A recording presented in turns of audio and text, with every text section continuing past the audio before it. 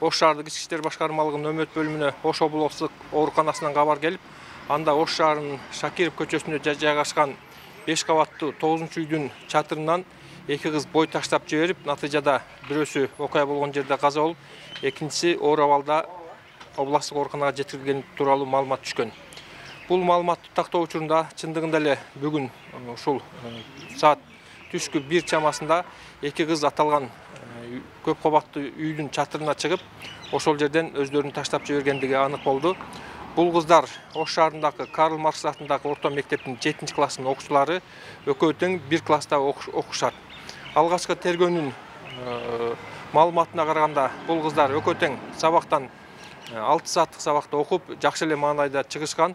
Ал эми эмне себептен ушундай оор кадамдарга баргандыгы тууралуу бүгүнкү күндө ар тараптуу терең иликтөө иштери жүрүп жатат, тиешелүү экспертизалар дайындалган.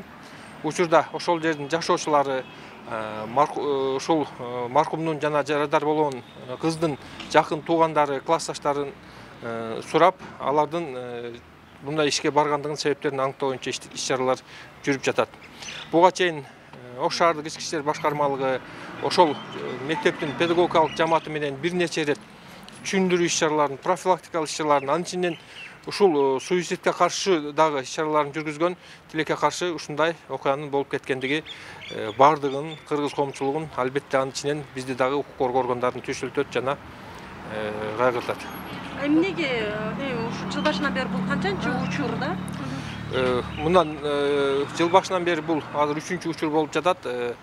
Өткөн айда эле ушул жерден, ушул даректен дагы бир окуучунун каза болгондугу тууралуу маалыматты сиздерге бергенбиз.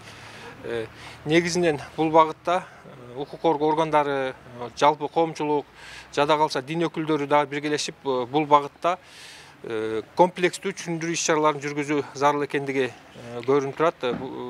Буга чейинки болгон окуя менен ушул кыздардын окуясы байланышы барбы?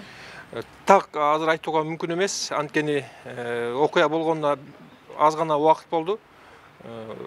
Бул боюнча дагы кошумча иликтөө иштери жүргүзүлөт.